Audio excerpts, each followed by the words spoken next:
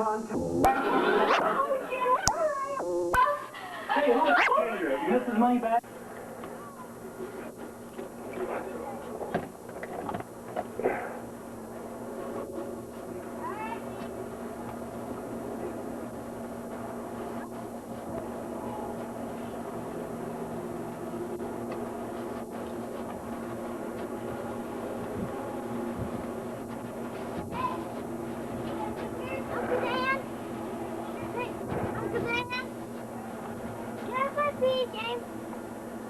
I don't care if it's up to Pete. You said you don't care if you don't care. Huh? What are you guys doing now?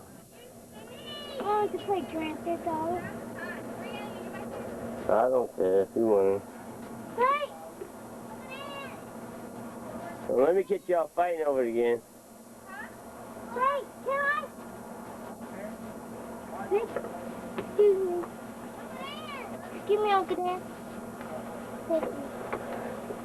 Uncle Dan, look! Big finger!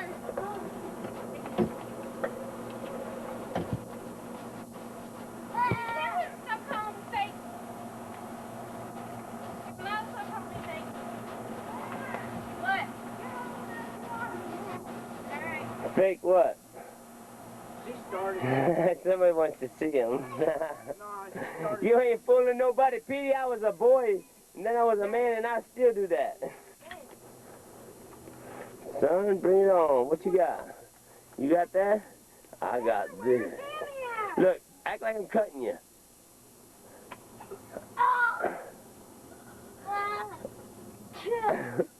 Do our routine. Ready?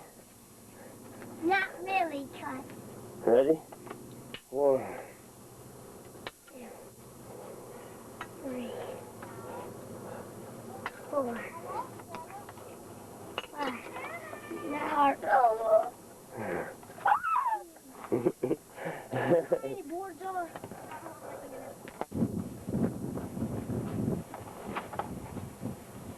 That's Cujo. That's a rooster. And our first there. He's the neighbor.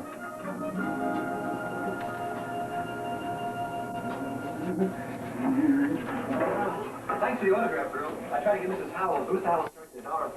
The neighbor puppy. Human neighbor puppy. Chasing the rooster.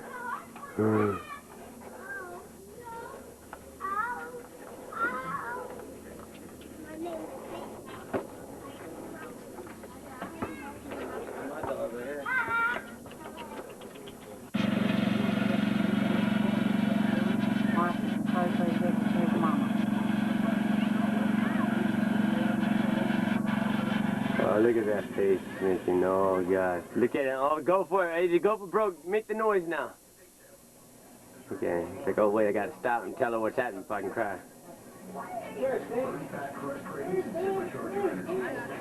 He got on that mower pretty quick.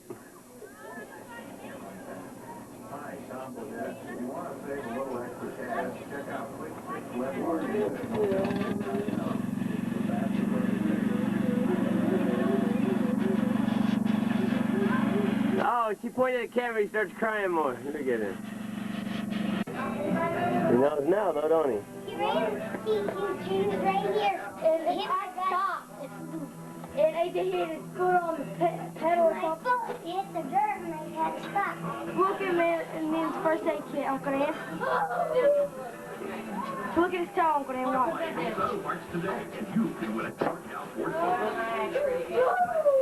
He's got a bottle of blood in his shoe too, don't he, Mom? Here, watch out, guys. Oh, yeah. It is got some blood on it, that's pretty. Looks like a toenail. I'll take it to you. Hey, look at down. I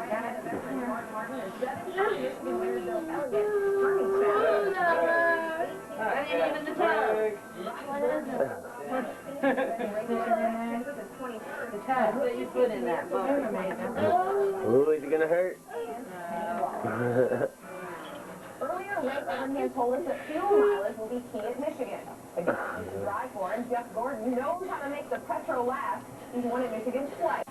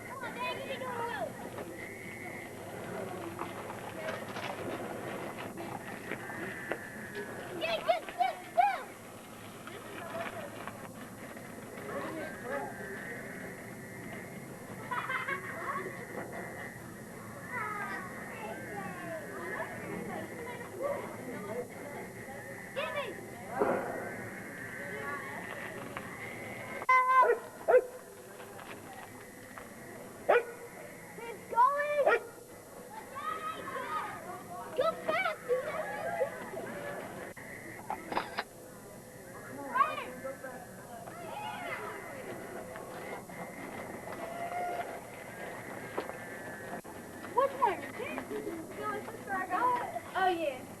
You almost got it that time, Mark. Fine. Let's go yeah, take me to a couple minutes.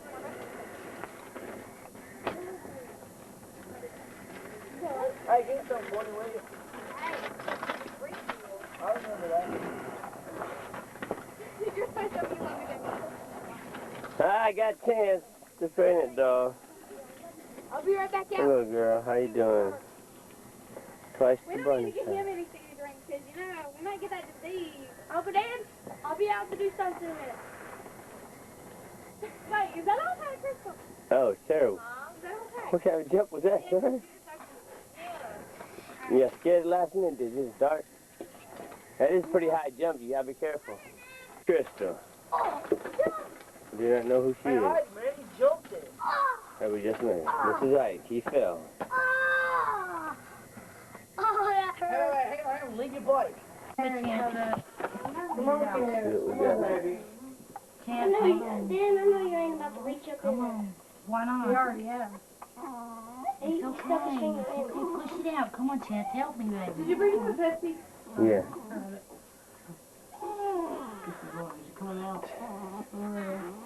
She's pushing. Push it, baby. There you go. Push it, push it, push it. You got a good grunt going there. Yeah, I see it. Is it coming? No. Come on. Yeah. Come on, girl. Come on, Chance. Come on, girl. Come on, push it out. She's pushing. She's trying. You're gonna step. There you go, girl. Come on. Come on, Chance. Come on, Chance. Come on, Chance. Push it out. I feel a leg right here at the front. Push it out, baby. How far is it? Is it edge? When it gets real close that time, I can feel the leg. Push it out. Push it out. Push it out. It's okay, baby. Mommy, he feels the leg right near the edge. Well, it slid back up a second ago. Now it's not there. It was right near the edge, the leg was. I can feel the leg right there. Mama, Tammy was smelling that stuff that she dropped on the rug. There's a puppy right there. Now, can you that person? Is that puppy sucking on her nipple? She's bearing down. Right. Come on, Chance. Push it out. Yeah, I will. Oh, This is not bunny dog. That's definitely not bunny.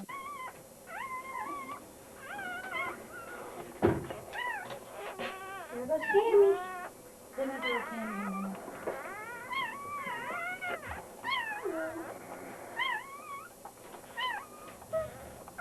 Look at your puppy. Get out here. That's so beautiful. Get out here. Tammy.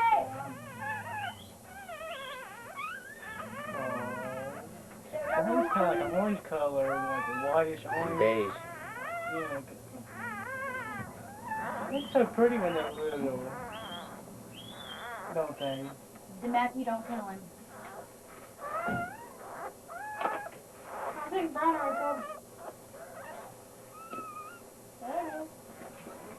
We're all watching a movie. Come watch the movie. We're making a movie. Oh, she's got a puppy. Oh. She done dropped 2 of them. Chance, don't you bite her. See, look, feels like she's still got one more in. Chance. Your mama.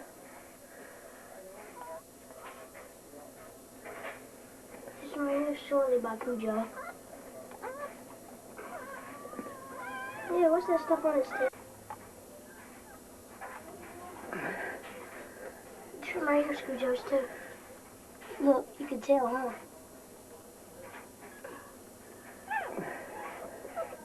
What's that black one up? This one? The black. This one? Yeah.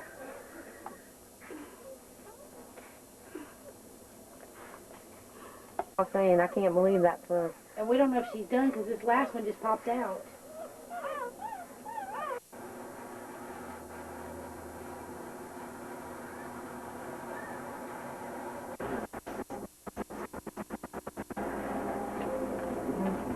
Ready? No. Come on, Deja. Come on, Deja.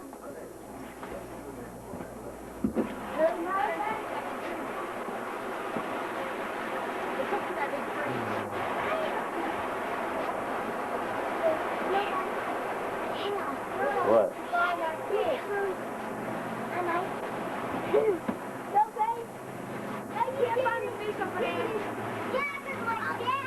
Why not?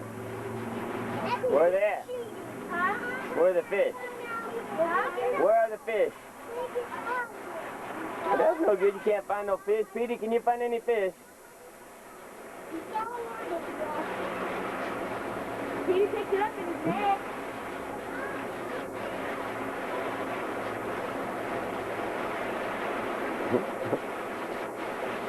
I got your foot on camera, Petey. All you can see is foot. Courtney, look, you know why? Courtney just killed all the fish with her feet.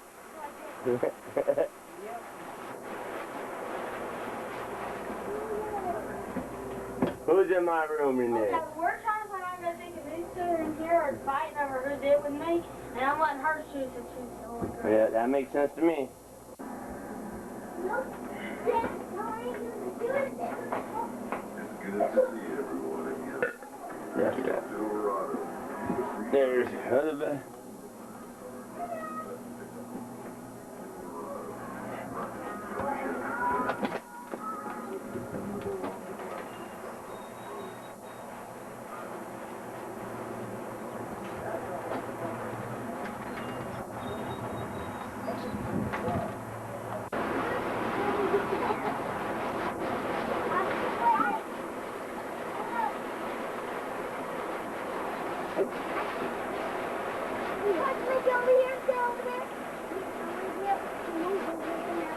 What are you guys building?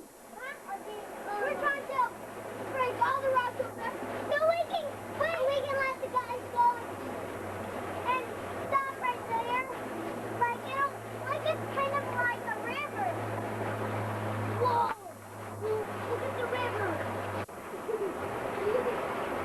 Mike, what are you gonna name that cow?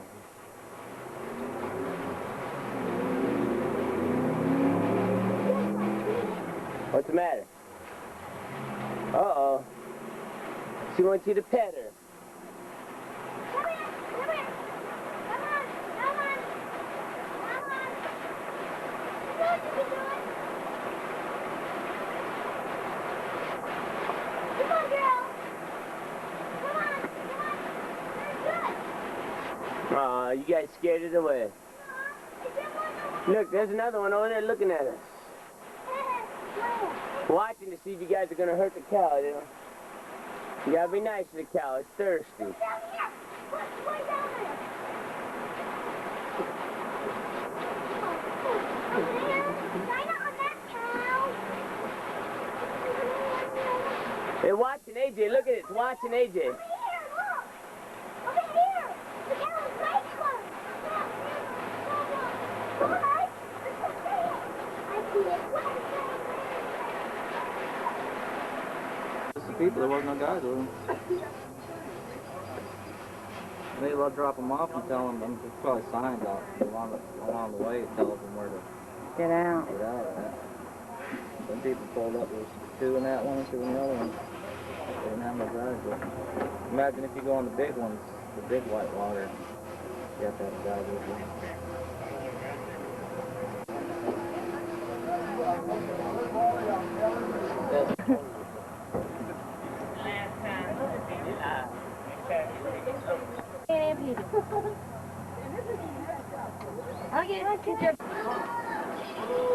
Yeah, folks, and what I tell you, if you see something that the dancer does that you like, they have no with a round of applause. So that's what these dancers like, is lots and lots of applause, boy. And they'll work that much harder for you.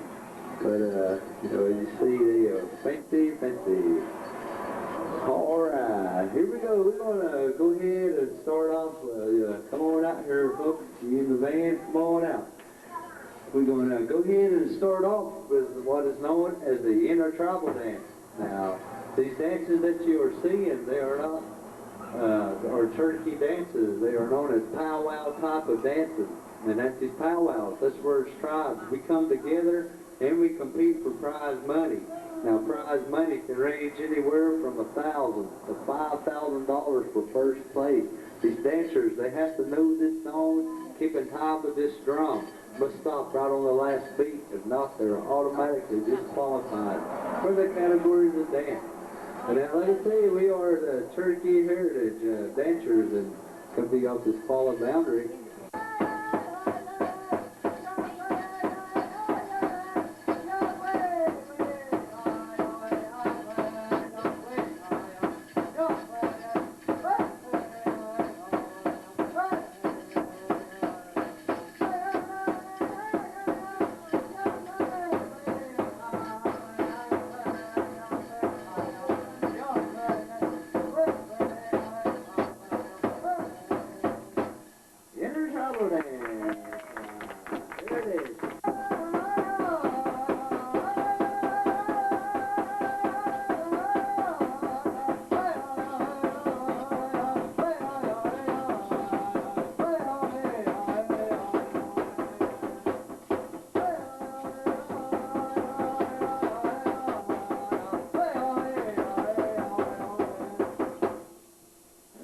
Other song. Thank you.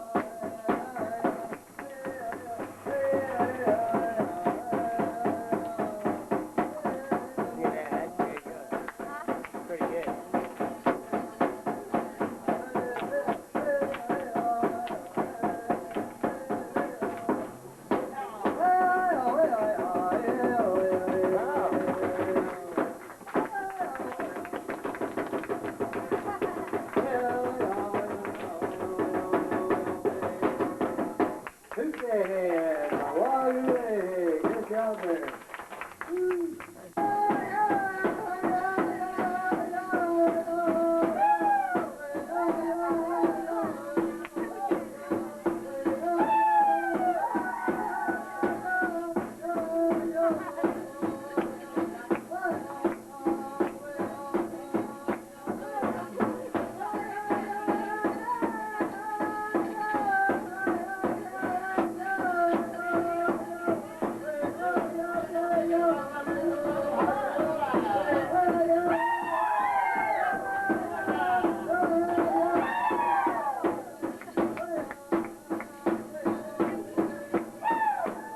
Appreciate that. Give 'em a round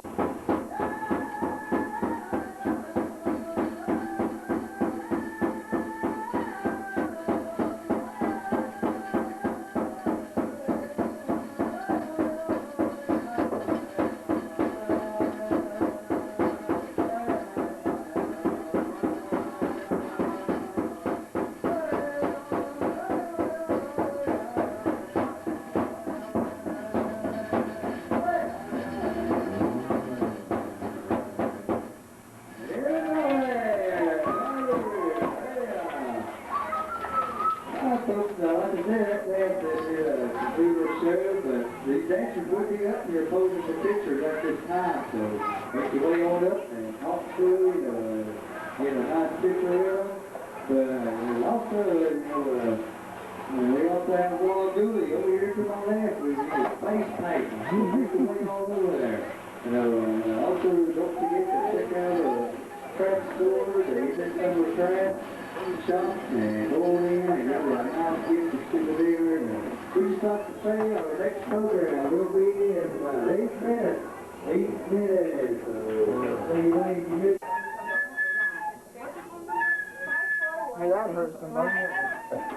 A rebel flag. Man, I didn't see this one. Did you like it? I mean, Dan? Don't throw it here.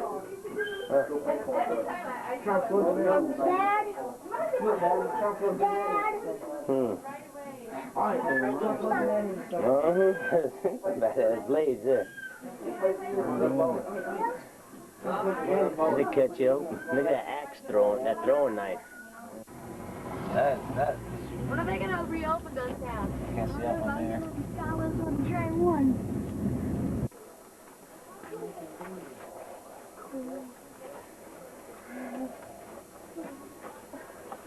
I'll think they had a PlayStation.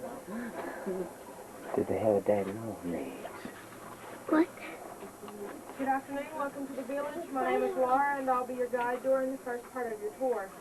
The lady here is working with commercial glass beads, a stainless steel needle, and flax thread. When working with these modern materials, she can do 2 different types of beadwork. The first is scroll work, and this is display.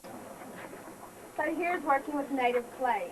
This clay is found underneath the topsoil, along the streams and rivers in this area. When working with clay, she can use 2 different methods to make her pot. This first one's called a coil method. She will first shape her clay into a flat disc. By adding these coils on top of one another, she will build her pot to its desired height. The second one is called a ball method. She will first shape her clay into a ball. Then by using her thumb and forefingers, she will give the pot its general shape. After this is done, the pot is set out into the sun until it becomes firm enough to work with. Once firm enough to work with, she will scrape her pot to an even thickness. This is what she is doing now. These scrape marks can be wiped away with a damp cloth. To give the pot a smooth and shiny finish, she will rub her pot by using a smooth bone or a smooth stone.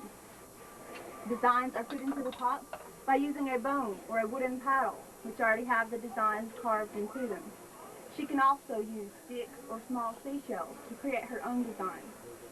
Once the designs have been put in, the pots are placed back out into the sun until they turn a chalky white. Then a pit is dug and a fire is built. The pots are placed inside this pit with their openings toward the flame until they turn a bluish color. Then they are rolled directly into the fire until it goes out. The color of the pottery will depend on what type of wood they're burned with.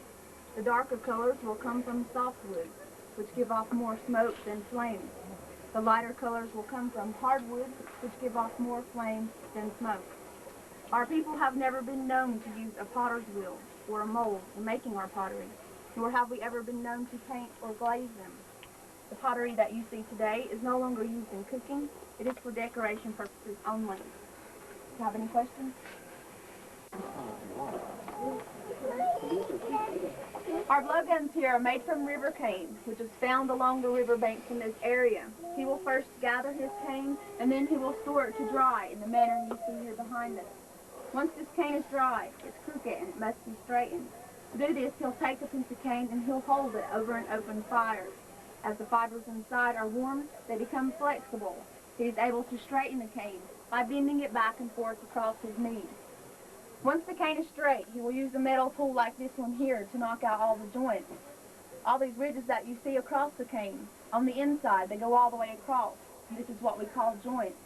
So he uses this metal tool to knock out the joints, and this will make it hollow. Then he'll take a metal tool with a file attached to the end, and he will smooth out the inside. Before the introduction of metal, our people were using a wooden shaft with a piece of flint tied to the end, and this served the same purpose as the metal tools do today. This is the dart for the blowgun. The shafts are made from yellow locust. This is what he's making now. The tail is made from the down of the Scottish thistle. The thistle is stored to dry in the manner you see right over here. Once the thistle is dry, he will take the down out of the pod. He will place it between his thumb and his forefinger. By using a string, he will roll it onto the shaft. Our blowguns were never used in warfare. They are for hunting smaller animals, like birds, rabbits, or squirrels. Later on, you will be given a demonstration. Do you have any questions? Okay, we'll move on down. Our baskets are made from two different types of material. This first one is river cane. This is the same thing that you just saw in the section above. She will first gather her cane, and then she will cut it into splints. What we call splints are all these little strips that you see they're weaving their baskets with. So she'll cut this cane into splints, and then she'll use a knife and she'll scrape off these inside fibers to make it more thin and more flexible. The outside does not need to be scraped because it already has a smooth and shiny finish. The second type is white oak, and she will first gather her saplings. She will cut it into sections. Then by following the grain of the wood, she will make her splints. She will use a knife to scrape both sides to make it more thin and more flexible. To get the different colors that you see in the ladies' baskets, they boil their splints with different roots and bark. The yellow will come from yellow roots. The orange will come from blood roots. The brown will come from black walnut. And the black will come from butternut bark. These are native dyes, and they do not fade as commercial dyes often do. When they make their baskets, there's two different types. This one's called a single weave. They will construct the bottom. They will weave up the sides, and they finish it by placing on this rim. The second one is a double weave. They will start in the center, they will weave up the sides, bend the splints back, weave back down, and then finish it here at the bottom. There are two different types of handles. This one is called an interlocking handle. This is woven directly into a basket, just like this one here. The second one is the drop handle, and this is placed on just before a basket has been completed, just like the second one you see here. Before the introduction of metal, our people were using hickory bark to make their baskets with a flint knife. To my left here, completed river cane baskets. On my right are completed white oak baskets. Have any questions? Yeah. How do they develop the patterns? Is it a mathematical thing they use, or is there a set pattern that they have already designed that they use that someone else passed down to them? Well, it's kind of mathematical because they have to line up their splints, you know. I mean, like with certain patterns, like she already common? knows this pattern that she's going to have in her head, and so she'll line her splints up so that it will make this pattern. How many days? Sometimes the patterns can be passed down. Sometimes she'll use the same pattern on a couple of different baskets. Were like certain patterns, like for certain tribes, use more like patterns that were like recognizable, like say another area were to come along, they would recognize certain patterns or anything like that? Not really, No. At one time, the patterns and designs could have different names and meanings, but through the years they've been lost, just like at the beadwork. And also later on you'll see the finger weaving, and that's the same deal with that. Patterns have been, the names and meanings have been lost. They ever try to waterproof these baskets or anything? Was there any way, did they line them with any clay or anything like that? Like I noticed the pot to like The carry. river cane here, it's got a shiny coating on the outside, and this is kind of a waterproof, but you can also waterproof things by using animal fats or pine resin. How many days does it take to put a basket together? How many Days does it take to make it? An average basket. Just the weaving part will take, like her small baskets here, she can do those, a couple of those in a day. The larger baskets will take 2 or 3 days, but that's not including gathering her materials and getting them ready to be made. All that will probably take her a little over a month. Okay. Okay, our next.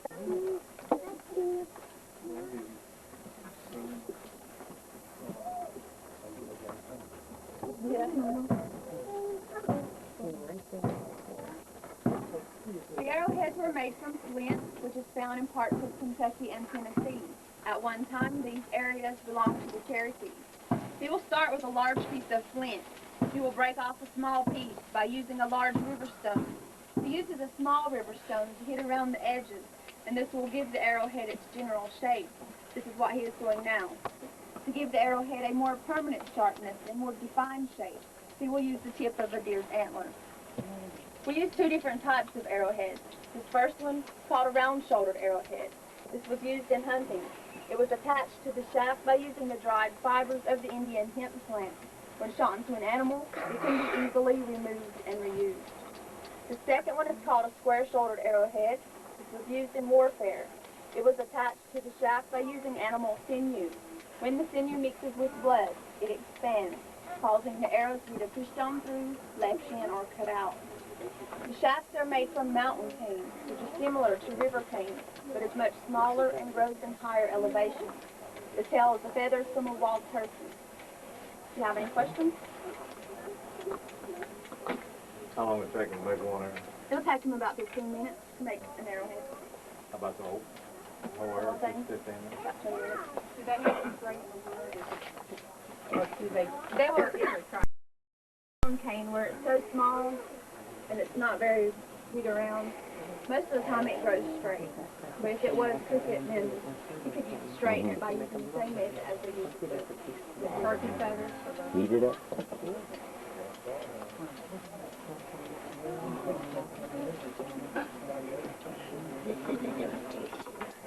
We can make glow guns. A glow gun. She's going to use the glow gun. She's going to shine that target.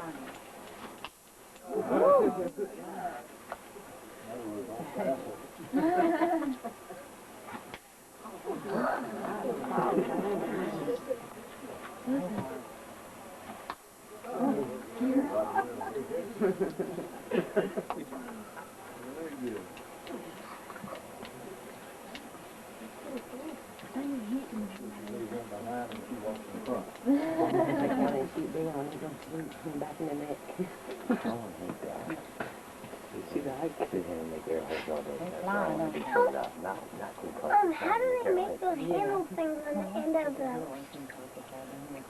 He will do that by using the tip of a deer's antler. And do you show him how to do that?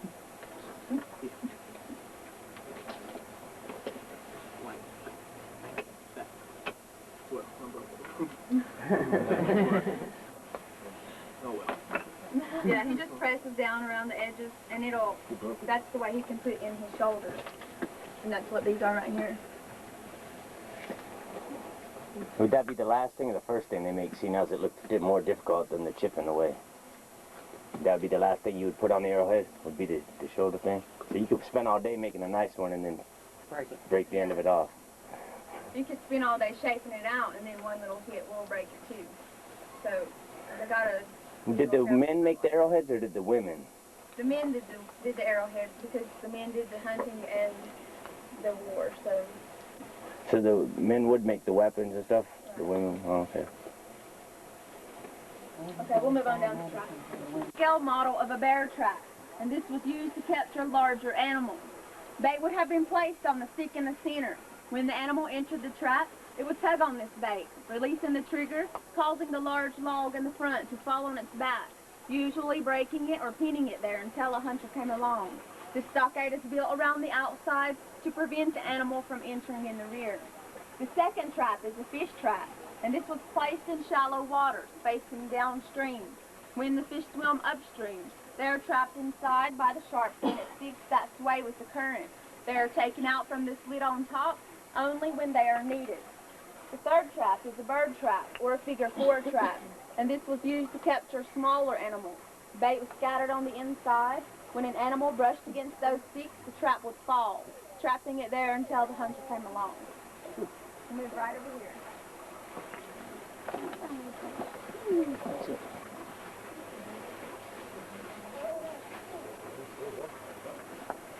What triggers that?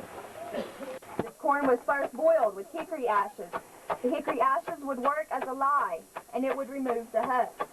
The corn was washed and drained, and then it was placed in sway mortar to be pounded like I'm doing now. Once the corn has been pounded, placed into a loosely woven basket like this one to be sifted. What falls through is used as cornmeal. What stays in the basket is used as hominy grits. Do you have any questions? Okay, the home above here. This is the type of home that people were living in during the early 1800s. This is here to represent a time of war when many of the homes were destroyed and had to be rebuilt as quickly as possible. You'll notice that the walls have not been finished. Come and look They have been inside. knocked together on the edges. Mama. The play between the walls, animal fur and straw keep it in place once it dries. On the inside, along the skin halfway across the room, this is used for storage. There is also a drying rack, which is used to dry or put in vegetables for the winter. The iron pots and the Hudson-made blankets inside resemble trade items from the early settlers. When you're finished looking inside, just walk on down to the lower cabin here.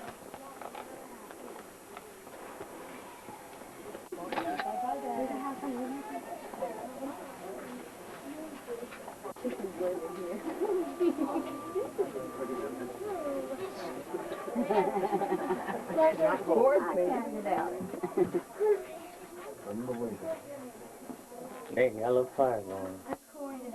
Oh, look, they didn't catch tea back there. Why this bed is hard? It'll be dark in here, huh? On the bed's hard. What would you sleep on? Deal with that hard bed. It's hard. That's better than the ground with bugs all over it. It's not that bad, actually. It's kind of comfy. My allergies would kill me. I'd have died of an asthma attack when I was a little kid. When they had more time to construct their homes, you will notice the differences. The logs have been trimmed, there is a porch, and on the inside, a loft extends all the way across the room. Before This was used for 1750. storage and sleeping quarters by the larger families. This home and the one above are not our original homes. They were copied from the early settlers. Later on in your tour, you will see a smaller scale model of our original home. Over here across the pathway, this is called a sweat house. Every family in the village owned one. It was used for storage and sleeping quarters during the severe winters. The largest sweat house was owned by the medicine men, and it was used as a hospital. When a person became sick, they were carried inside. Large river stones, like the ones you see, were heated outside, then rolled in. The medicine men would pour herbal teas or water over these rocks, creating a vapor, and this will cause a person to sweat out his or her shoes. Can you have a look inside of the boat if you haven't already? It's like an old-fashioned sauna. In a house this size? Well, you could have probably about 6 people. Now you said they took that these ones here. What they use for the sweat houses before did they use the same thing after the pioneers or whatever that they met? They still had sweat houses before that, right? Did they use different material? Before the settlers came, we were using the sweat house. After the settlers came, the sweat houses kind of died out. Oh, okay. How many people could fit in here? It was basically dug into the ground. That's what it's supposed to symbolize? It was dug into the kind earth. of dug into the ground, but nowadays people... Oh, there it is. See if I can film it. There we go. I got it. Here we go. Look. The ladies here are working with commercial yarn. This material, they can do 2 different types of weaves. The first one is a single weave. It's an over and under method, and it produces a plaid and check design. The second one is a double weave. It's similar to the work that's done on a loom, and it will give the ladies a wider variety of designs. They can work with from 10 to 200 strands of yarn at a time. When they are finished, these can be worn as sashes or belts, or they can be sewn together to make blankets or shawls. Before the introduction of yarn, our people were using the dried fibers of the Indian hemp plant and the mulberry root bark. The colors would have came from the same dyes that you saw at the basket section. Do you have any questions? Where do they get the yarn? At one time it was spun from sheep's wool, but nowadays it's commercial yarn, and you can buy it at Walmart. Yeah, you can buy it. What would they trade most commonly for? Pottery and stuff? Well, we would trade the pottery, or most of the times it was like animal furs, animal skin, stuff like that. How long would it take them to make one? It depends on how often they work on it. Usually it'll take about 3 or 4 days. How do they, I don't know what to say. How do they untangle it? Yes. With their fingers, they run through it. It's easily done. Yes. Oh, okay. I know when I crochet like that, it gets tangled up, it's a mess. Yeah. Well, that's why you have to have a lot of patience. Because that looks pretty down there like that. Yeah. That could be a fluffy, thing. Yeah. Yeah, but you have to. The Cherokee have never lived in teepees or wigwams because we're a farming tribe. We do not have to follow the herds for food. This type of home is constructed by placing large holes in the ground, saplings over the holes, a woven mat over the saplings, then red clay was placed on top of the woven mat. The mat that you see by the door is not a window. It's there to show you how this type of home is constructed. This is how they built it. We made 3 bags straw. It's raised high in the center for ventilation because our fires were started in the center of the room. You may have a look inside when you're all finished. Walk on down to the kitchen. Look at the animal first. Look at the fire vent. They got fire. You have a lot of cough and smoke damage. No, that's why they have that. Yeah, but still, you sit by a campfire, you can't get... Well, that's one of the ways to keep warm.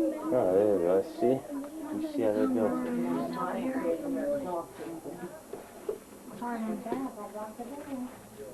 That's when they put elevators in their exhaust. Set it on fire to burn up the center. Yeah, because that was a rest area. The footing came, the insole came out of her shoe, so she's walking with it off.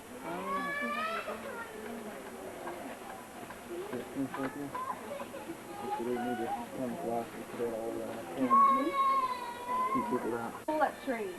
To get these trees down, we were using a burning method, which consists of packing red clay around the base of the tree and then starting a fire. This red clay is dense, so it controls the burning. It makes the fire burn through the tree instead of up the tree. Once the trees fall, they would chip off all the bark. Then they would place red clay on both sides of the tree and start small fires in between this. Once these fires went out, they would chip off the charcoal by using a stone axe like this one here. Using this burning method would take about 6 months to make a canoe. After the introduction of metal, it took about 2 or 3 weeks. The average canoe was from 30 to 40 feet long and from 2 to 3 feet wide. It would carry 10 to 12 men in a standing or kneeling position. To maneuver the canoes and keep balance, we were using long poles that stretched out to the river banks or to the river bottom. Our canoes were never used in warfare. They were for fishing and transportation purposes only. Have any questions? No, it's wood naturally. It's just old. Some heavy ass canoes there, boy. Would y'all all have to sit in one direction? Yeah, they would all sit in one direction, Would so they- they would know where they were going. Did they have a way to seal them if they did crack or get a hole in Well, them? before they cracked, they would use the pine resin or the animal fats, like I told you earlier. Yeah. Okay. If they ever go to war and it's across the water, how do they get across? They would walk across. They would have never used these because you get 10 guys in the same canoe. What if it was really deep? Then you'd have to swim. It'll take a while. Oh, you mean like a long river, big wide river? Well, they probably would have used the canoes to get there, but they would have not started trying to fight until after they were out of the canoes. You see what I'm saying? It wasn't like a big ship that we have today. Oh. How many days does it take? It'll take about 6 months to make a canoe by using this burning method. A little less, a little more maybe. But if you wanted to just, nowadays you could probably make a canoe in probably a day if you have a chainsaw. It'd be easier. Our next stop is just around the pathway here. We're starting.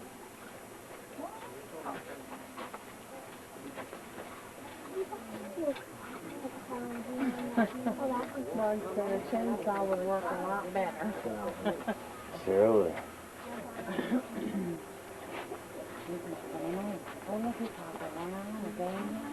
Yeah.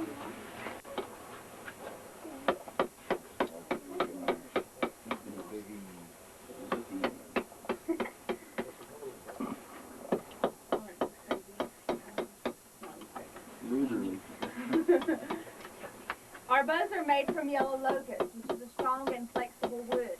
The strings are made from the braided fibers of the Indian hemp plant. The ceremonial masks and the dough bowls are made from softwoods like buckeye and cucumber.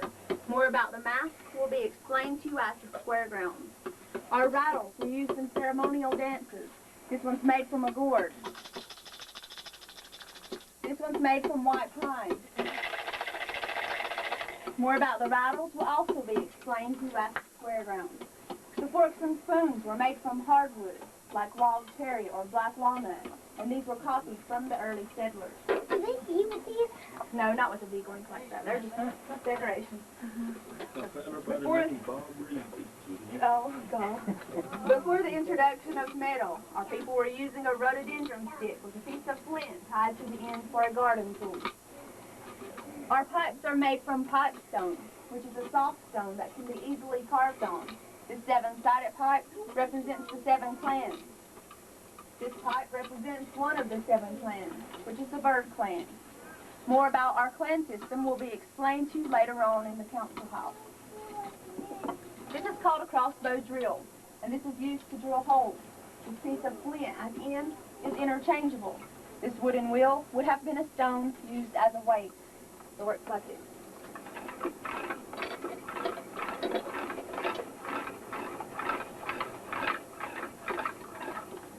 How long does it take to drill a hole? Probably about an hour. How many years you been working?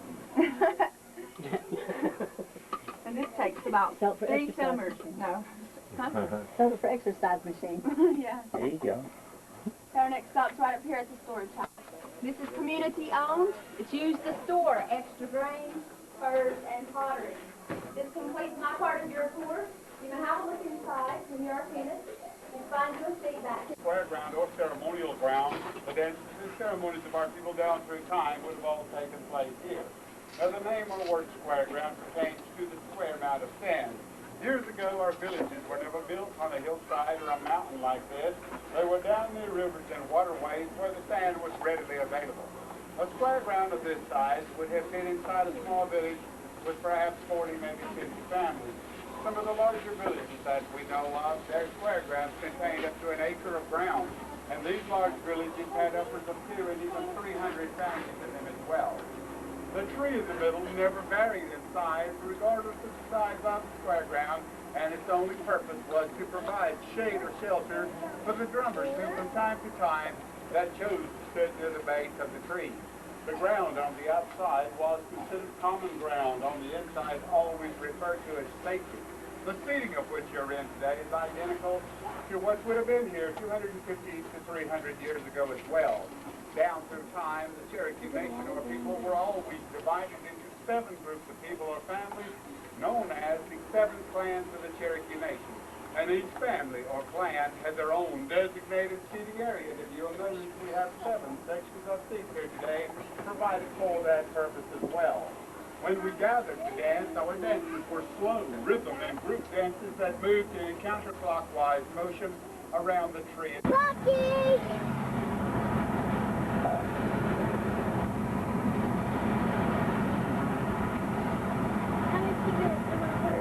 Say PYT 8565.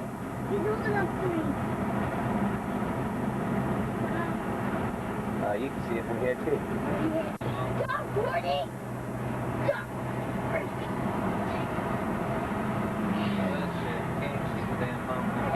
Marty! Please, Mike. I'm crying. Kiss, kiss. Kiss, kiss. Let go of my hair. Cute. Ah! How do you like that, AJ? Stop, Gordy. You do that to Ike. Stop! Come on, Ike, look.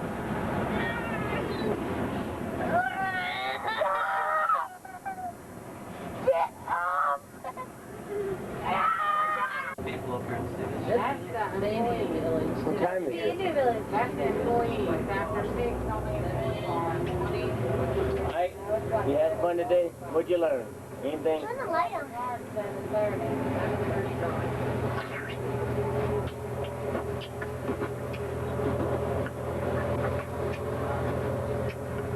Oh, I hope I'm not our cookie.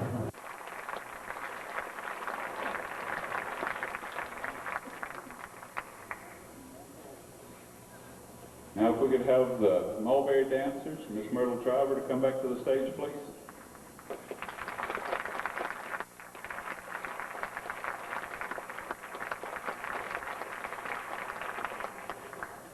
Now, if we could, would Miss Teen Cherokee and Miss Cherokee please come to the stage?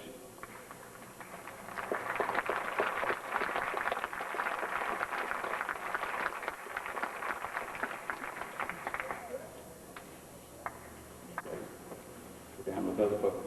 I'd also like to get Mr. Walker Calhoun back on stage. This is a gentleman that I really admire for the work that he's done.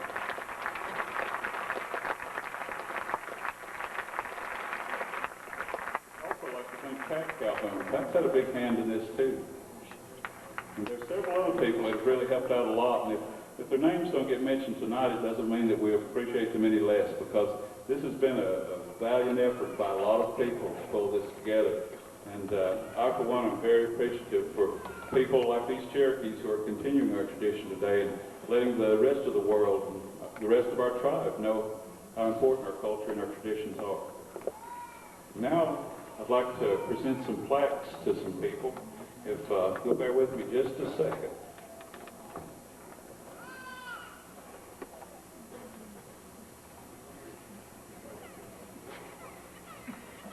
This is in recognition and appreciation for their contribution to this ceremony.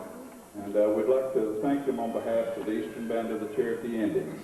The first plaque I'd like to present to Mr. Walker Calhoun.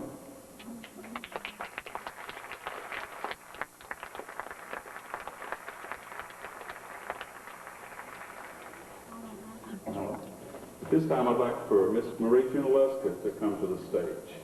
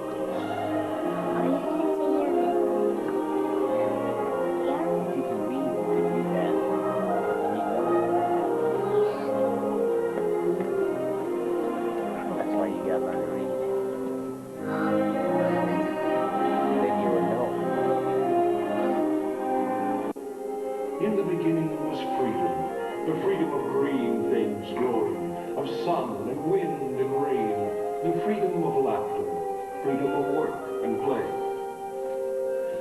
Far off, where velvet sunlight poured through the cool ravines of the Oconaluftee River, where soft wind made the yellow corn tassel blow through the lazy midsummer, lived the Great Spirit, that divine force which stirred the hearts of all men, and which led them to see the wideness of the earth, stand by the cool water and say to the white clouds, "You are my strength, O heavens, the power is yours."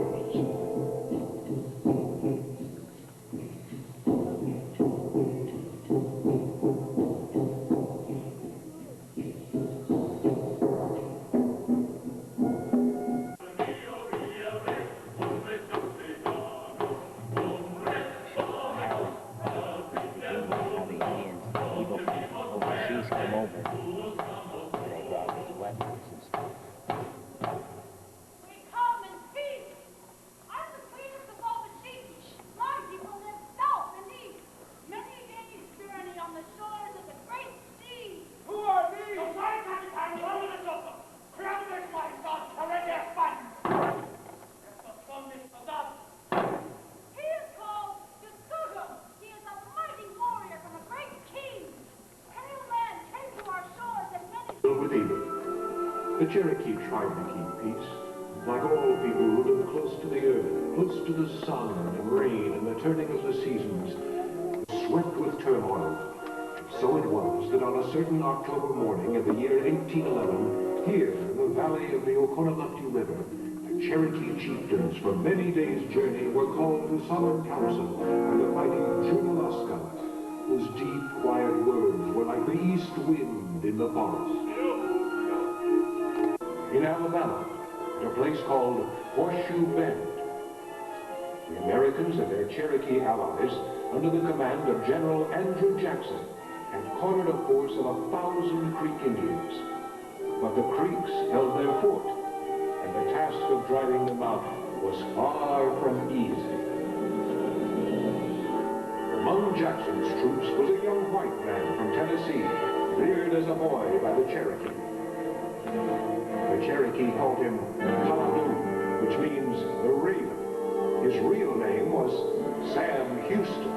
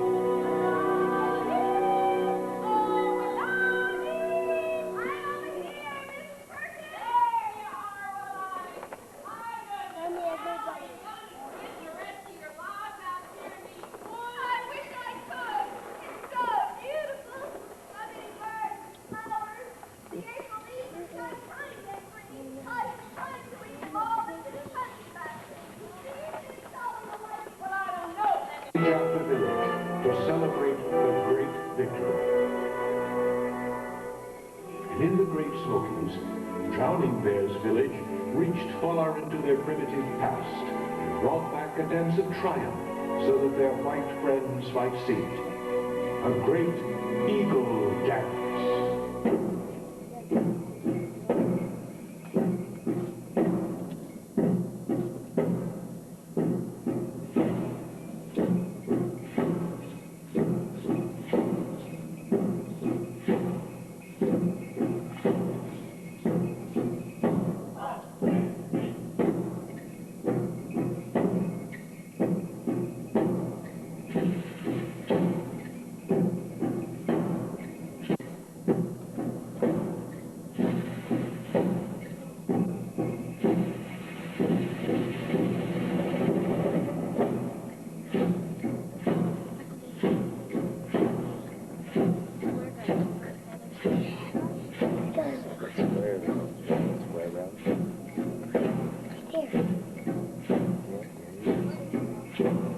It's right here. I go show.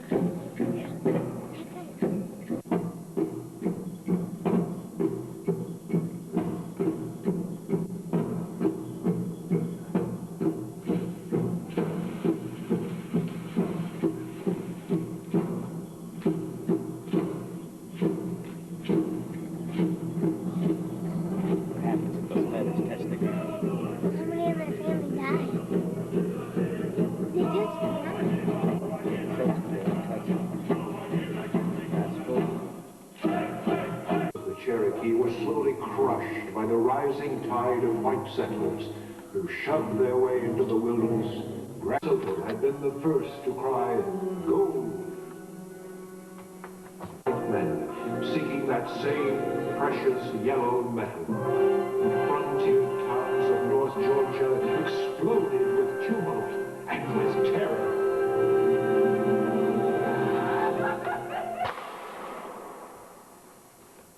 You ought to see them engines run! Wait, step up, everybody. I'm 5.5. Come on, you polecats. What stuff are you going? Here, Mom, North Georgia man is coming to us. Feed him up. You ain't sick, are you, Mom? That he is. Here, everybody, grab a drink. Well, here's to the new mine. New mine? What are you talking about? What's that? New mine. New mine? Where? Looky. Look at that.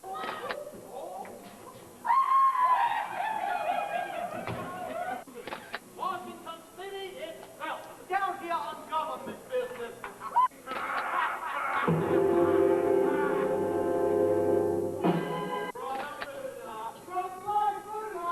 Glad to see you again, Elijah. I want more for what he sees and cares for it. You better read for his great work among his people. Help him to guide his people in the right way. And, what are all these white people doing here? This is my adopted son, Will Thomas. Yes, but you can trust Andy Jackson. Our people have a right to know how we... Wait! Let's get this thing settled. Between your people. It's your sacred duty, Elijah. No. What can I say? I'm just a poor terrible. My life has been devoted to my people. Dinbo land belonged to the white giants.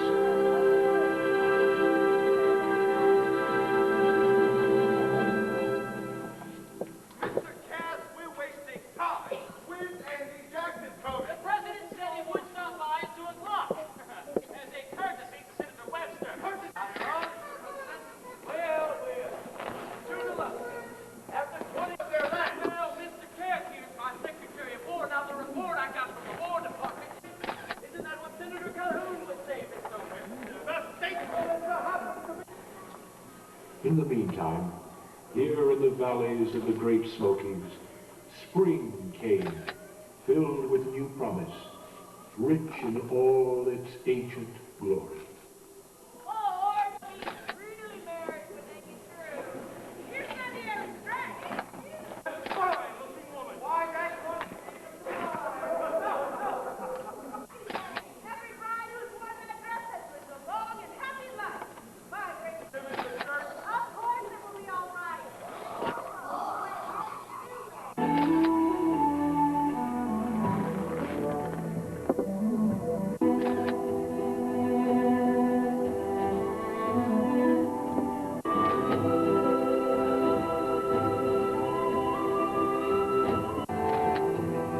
I got a picture of all of it. What here we see, what is corps, and what is POR, cavalry. United States Army to Major James Davis, United States Army. You will present North Carolina portion of the Cherokee Nation in Chattanooga no later than...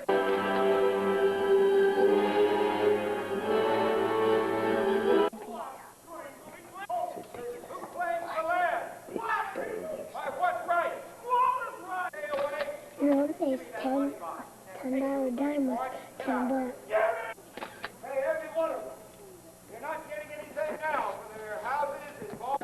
Like human beings, dozens of them hiding in the mountains from this one valley alone.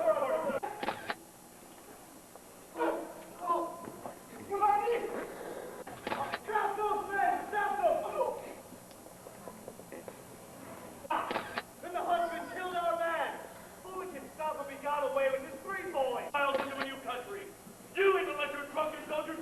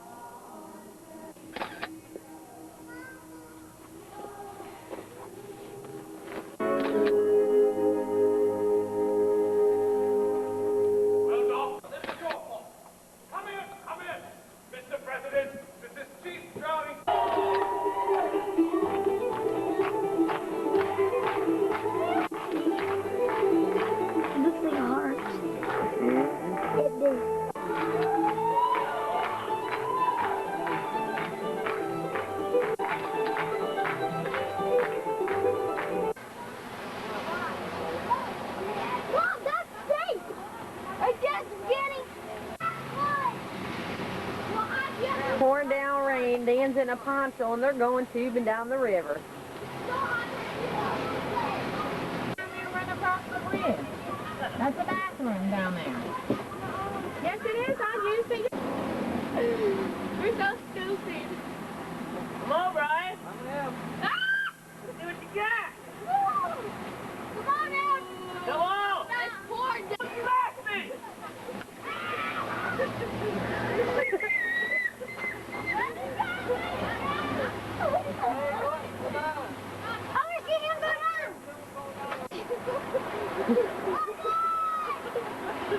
Holy cow! I missed it.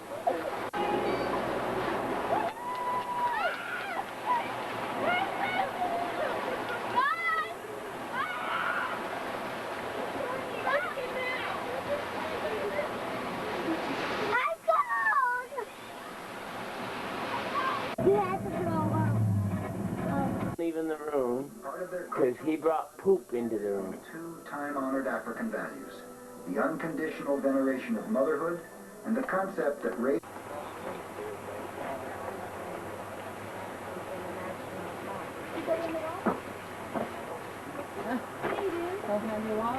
Son, where you at? What you doing, man? Look at that tree. That's a pretty tree. Start right here. Go ahead and climb in. You gotta read this stuff right here. Let's go in the house. Let's go in the house. That looks like Ginger's trailer.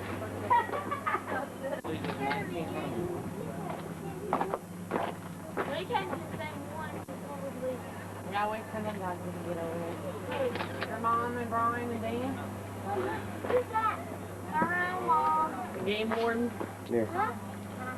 Is it on? I think it's recording. Just take a picture of me.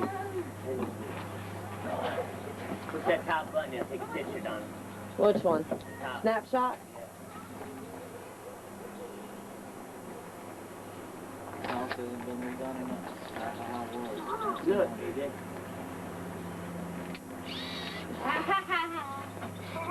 Going back there, so you take a picture of Oh, it. boy. You can look at you do again.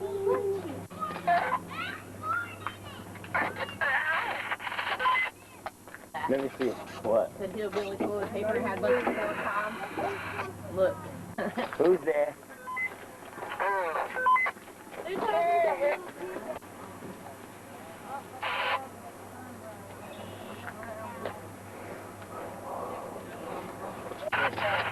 That's the real people when they lived here.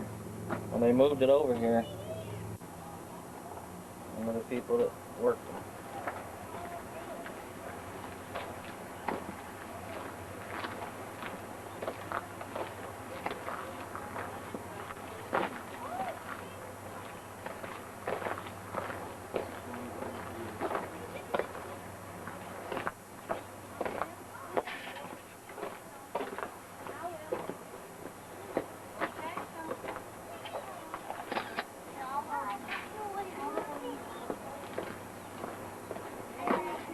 They didn't have tractors back then. They had to pull everything.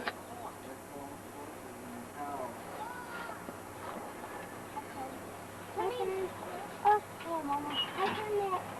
Be careful. How you been there, baby?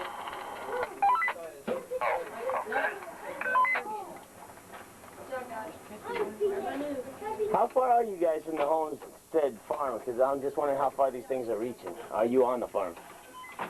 And I'm at Cherokee. Cherokee. We're in Cherokee. But we're at the farmstead. Mom, can I get on the green thing? We're at, what's this place called? Homestead. The homestead. It's like a free place you can come see how the pioneers lived and stuff. Half a mile on North 441 from Cherokee. It's about half a mile north on 441 from Cherokee. Take your picture on there. We'll get these out here.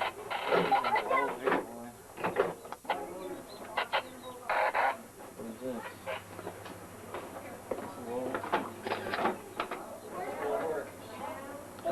Any chain on it.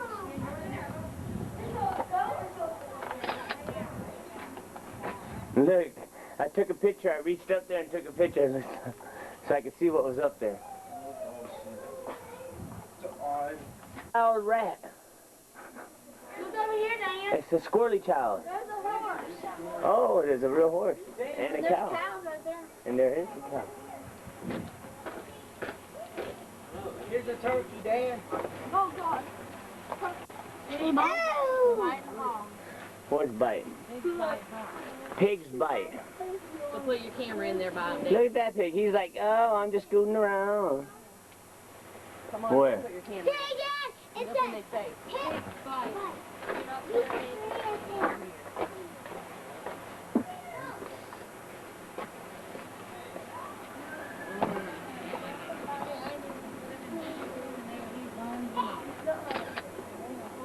I'm gonna bite you, Dad. Put your hand in there, son. Let's see if he takes your finger off. Yeah, I was moving there, boy. Put your hand in there, son. Let me see if he takes your finger off.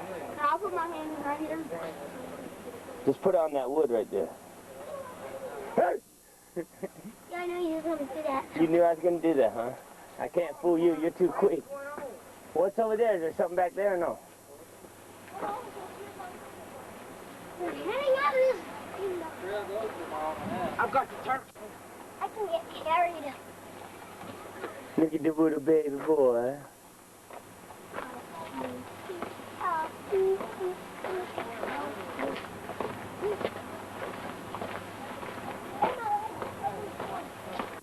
Wait. I want Ike and Dan to sit there and get put your two together. It's got some weight to it. Put your feet on my neck. All one at a time. Now, put your feet on my neck.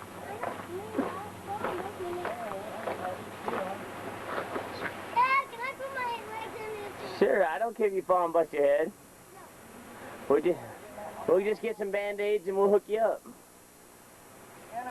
I'm not going to drop you. Come on, Ike.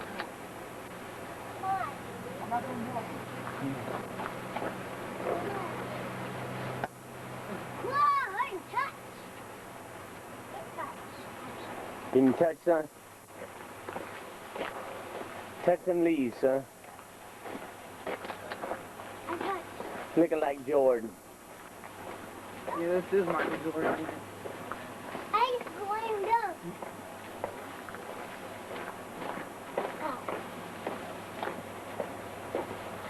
Hi, Donna. Brian's trying to eat in the barrel.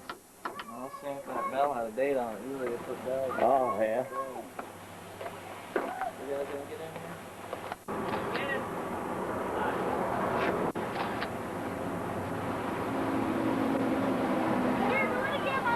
Push that button on top. I know. Got it.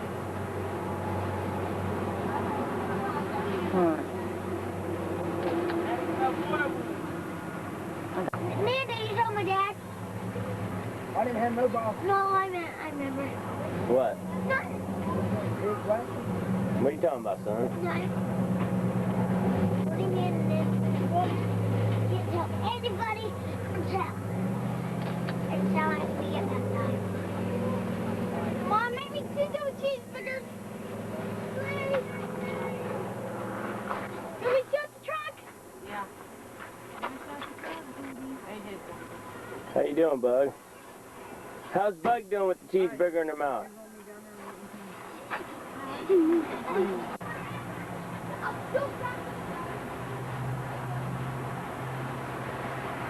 Man, filming that girl's butt, Jill. Where?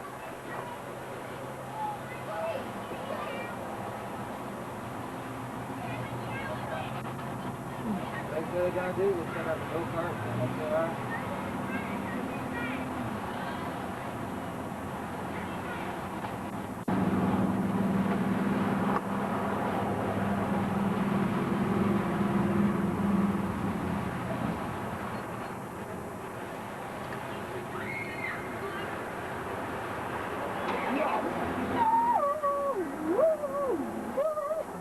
They tried to say hi to Amanda. They didn't want nothing.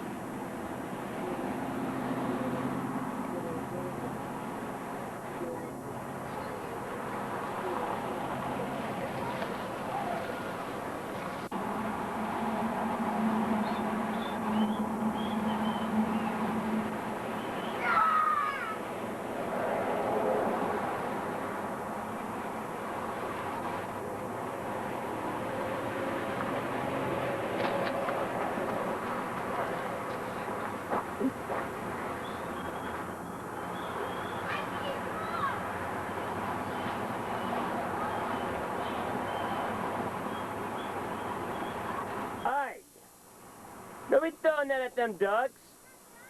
You liar, I got you on film doing it. Being a bad kid.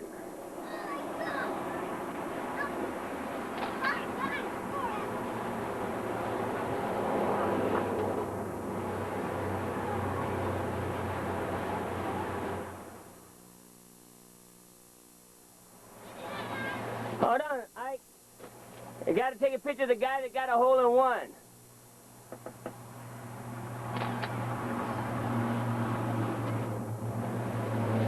Hold on.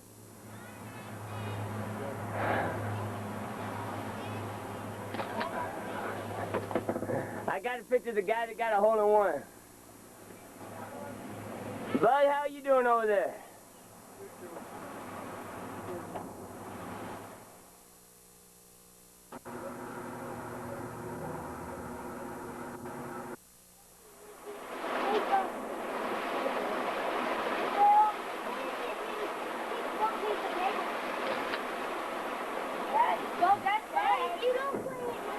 Where'd you get the sticks at?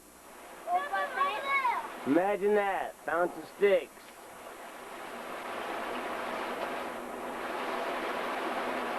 I'm about to go get these guys off. There you go. See, Brian's getting it going. Y'all got some sticks now. Yeah, exactly. I kept telling him to get sticks. They'd bring me back one. Is this good? Hi. But yeah, that's good for like a second. I don't want to go in there. I'm like, look across that water over there. All them sticks right there, the tree limbs. All that right there. Yeah, that's bad.